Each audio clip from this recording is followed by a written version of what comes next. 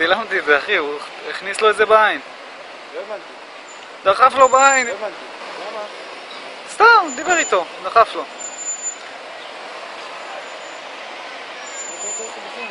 מה בוכה, אחי? שורף לו העיניים, הוא הכניס לזה בתוך העין.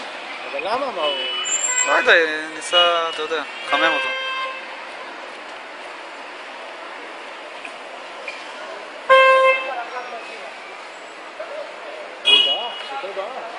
בטח ברח.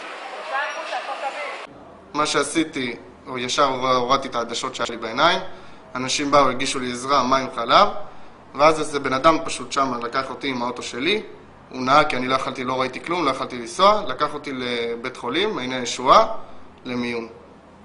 ספר לי בעצם בסופו של דבר, ניסית להגיד משהו על זה, לפנות למח"ש, בהליך המשפטי? היה לי רק תמונה, פניתי למח"ש, לא חזרו אליי 3-4 חודשים, כלום.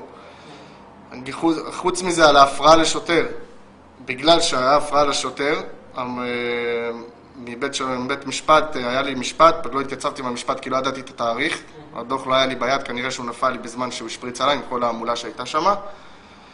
ניגשתי לחדש את הרישיון, פשוט אמרו לי, יש לך חצי שנה שלילה, הלכתי לבית משפט השלום, אמרו לי על מה, הגשתי להם ערעור, הסברתי להם שהדוח לא היה לי ביד מכיוון שהשוטר השפריץ עליי והכל, רציתי להגיש את הדיסק, אמרו לי אתה לא יכול, הגשתי רק תמונה ובית משפט לא קיבל את הערעור. ב-2:30 בצהריים בערך, ברבי עקיבא אלישע, בבני ברק, עצר אותי שוטר תנועה על טלפון. הייתי בעצירה ברמזור, הוא עצר אותי שדיברתי בטלפון, אמר לי לעשות פרסה, להגיע לניידת.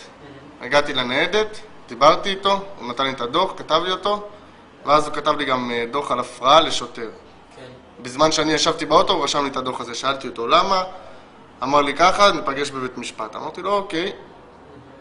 אז זהו, ומפה הוא הביא לי את הדוח, ביד, נגמר, אמרתי לו שלום, הלכתי לכיוון האוטו, ופתאום הוא השפריץ עליי גז פלפל. ככה פתאום? פתאום. משום סיבה, בלי כלום, השפריץ עליי את הגז. לא יכלתי, לא ראיתי כלום, יש לי עדשות ראייה בעיניים, ישר שרף לי, הרבה אנשים באו, עזרו לי, חלב, מים, היה שם התקהלות, השוטר פשוט הלך, בלי להגיש שום עזרה, נסע ישר. חוץ מזה, היה שם עוד 2 פקחים ליד השוטר, שאלו אותו, מה אתה עושה? למה השפרצת עליו? אמר להם, זוז, לא ראיתם כלום, עופו מפה. הם גם נסעו. הוא איים עליך שהוא ישפריץ אליך אם תתנגד למעצר או משהו? ראינו אותך בסרטון, פשוט מאוד הולך משם והוא משפריץ עליך. כלום, לא איים עליי, נתן לי את הדוח, אמר לי להתראות, שלום, הלכתי לכיוון האוטו עם הדוח ביד, כלום. המזל שלי שמישהו הסריט את זה.